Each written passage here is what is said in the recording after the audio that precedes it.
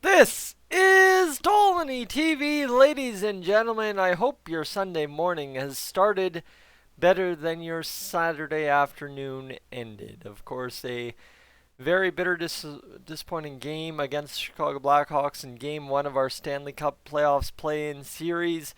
Chicago took it 6-4. You see the scoreboard still here. That's facts now, and we have to live with that. But however, end of the day, actually keep that up. End of the day, it comes down to a couple of things, and I think Dave Tippett knows exactly what it comes down to. I'll read you a little bit of the points I took away from Dave Tippett's post-game press conference yesterday, and we'll just make some notes on that if that works for you. So, ladies and gentlemen, let's get down there to it. And what? Here we go. There we go. There's my notes. Hard to read your own writing even on a laptop sometimes. So, Dave Tippett started his post-game press conference by straight up saying the Oilers didn't play well or elevate to the playoff level.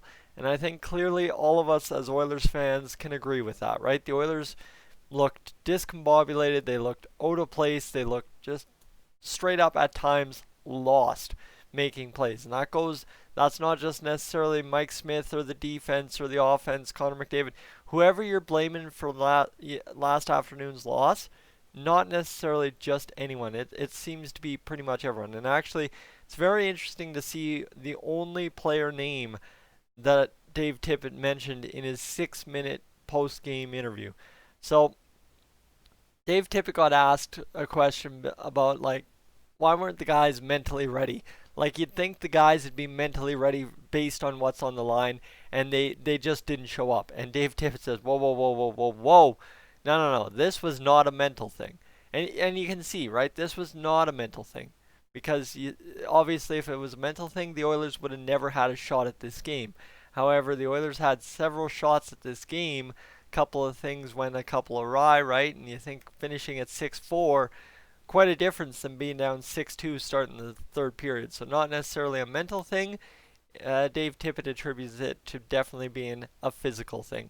Didn't put enough effort into the battles, right? And obviously the battles, as I was yelling in the post game yesterday, that's 50-50 pucks. That's going in and making sure your guy doesn't get a chance on net. That's right. And obviously, yeah, you know what? Darnell Nurse in front of the net, was it against Brandon Saad? I think it was Darnell Nurse against Brandon Saad. That's where Saad tips it past Mike Smith. That's an instance of a battle, but again, I don't think I blame Darnell Nurse for doing what he did. Brandon Saad made a beautiful play, but I'm sure other people beg to differ on that play. So, the other side too is that the Oilers didn't think well, and that's a little bit different from the mental side of things, right? Is the Oilers not mentally being prepared just means they straight up couldn't do anything. The Oilers could do things, but they weren't doing them well, right? They just weren't making the right pass, making the right play, and that's straight up just not fully mental because it's a little bit physical too. A little lackadaisical with your skills, it's going to cost you. And yes, sorry, it did, right? Think the Mike Smith first goal against. That one cost us because Mike Smith was lackadaisical playing the puck. Straight up, he could have wristed that into the boards a little bit harder. Instead, he shot it right onto his stick. Right? All right. And didn't elevate like needed. That we've already mentioned, so we'll move on. Now, when it comes to the goaltending side of things, why Dave Tippett thought Mike Smith was the man, it was a 5-0 start at the start of the season for Mike Smith. Not necessarily did he play well, but he kept the Oilers in it at times when needed to be. That was the primary reason. And realistically, Dave Tippett mentioned he was only upset about one goal against Mike Smith, and it is that goal, like I said, gave it up on a bad pass onto a stick of a Chicago Blackhawks player onto the tape and off his butt back in the net, right? You can see why a coach would be upset with that. And again, back to the battles here. Dave Tippett asked about the penalty kill. Straight up, his response is the penalty kill didn't win enough battles. And we saw that, right? The Oilers' penalty kill was looking like the Oilers' penalty kill of old, not necessarily the Oilers' penalty kill of what we are normally used to, because that was a little bit of a throwback game in terms of penalty killing, I'd say for sure. So just to go down here and get you the quick stats on the power play. Chicago Blackhawks were 3 for 6 on the power play. Now, mind you, the Blackhawks penalty kill was much worse than the Oilers today, operating at only 25%, whereas the Oilers were operating at 50%. But still, that doesn't comfort me, and I know it doesn't comfort you. So that's where we'll leave it. And Dave Tippett, when he asked about moving on to game two, kind of game one's washed. Now, you know what? You don't have the advantage of game one. What do you got to do? Straight up, the Oilers have to play better, regroup in a day, and correct some errors and be a little bit more competitive. And there's the key, right? You're starting to notice a trend in all these things I've clipped out of Dave Tippett's conference. Is there's something not mentioned here, and we'll get to it in a moment. And actually, we'll get to it right here. After the first few goals, the Oilers got on their heels, Dave Tippett mentions, and Hawks were playing well. Some of the errors early on, specifically, as I said, he mentioned Clefbaum. That's the only player he mentioned in his post-game news conference. Usually, team that makes the most mistakes ends up on the backside of it. So right there, yes, he credits the Hawks for playing well, but all throughout this whole press conference so far, you get the feeling, you get the sense that Dave Tippett really doesn't think the Hawks are that scary, really doesn't think that the Oilers took them lightly. The Oilers just didn't play hard enough, play physically enough to go out there and win a game against the Hawks, right? Yes, the Hawks did things well.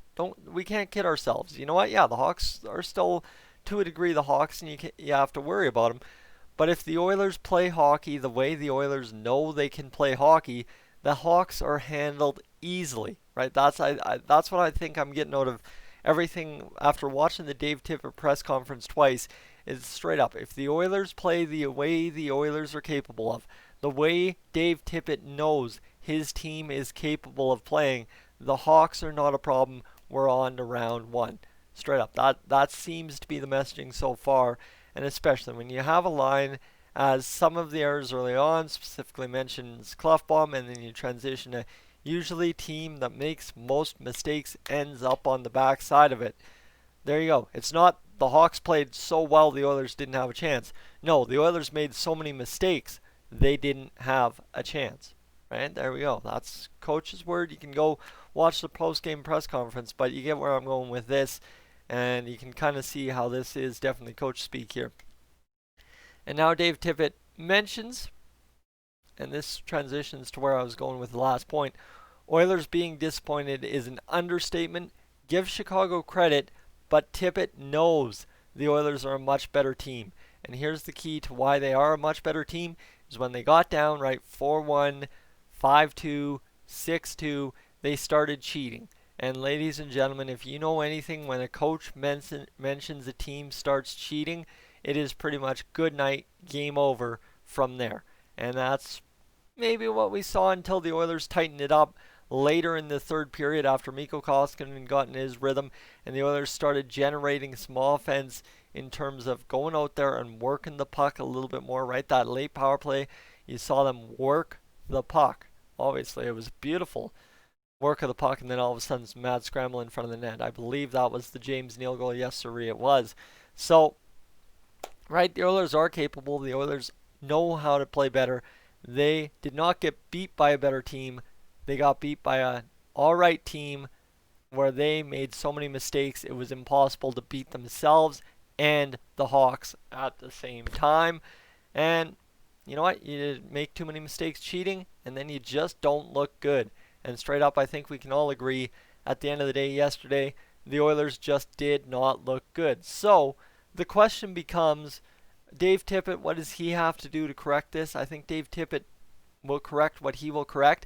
But straight up, if the Oilers aren't willing to do what has to be done, because Dave Tippett, a little bit too old in terms of the NHL player age, to be going out there strapping on the skates and winning the battles himself. So Dave Tippett, whether he screws the lines up bad or worse than they already are, or sets them the way everybody seems to want them set, no matter what he does, the players have to want it. The players have to go out there and determine the game the way they're trying to do, right? Obviously, no matter what, you have a game plan. Coach doesn't just say, "Hey, go win the game." That is not how an NHL coach coaches. I'm sorry, that most junior B coaches don't even coach that way. There's some kind of game plan to saying, here's what we're going to do, here's how we're going to do it, let's go get it done. You have to get it done this way.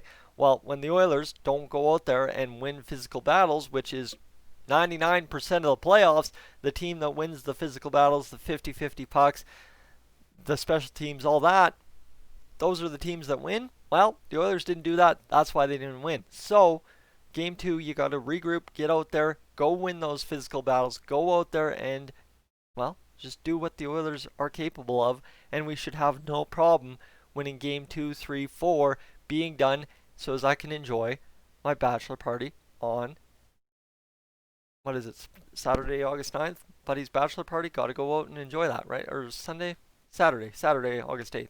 Got to go enjoy that. So, guys, it's simple.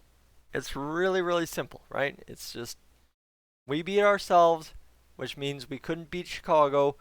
Now you go out there, do what you can control, play the way you know you're capable of, get the job done in game 2, and we'll have one of these and reevaluate. Never get too high, never get too low seems to be the mantra we're going to go with for the entire playoffs here.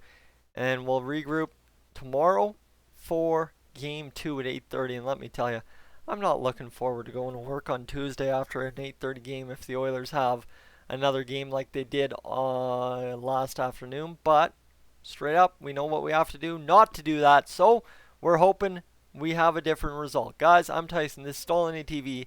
I will catch you in the next one.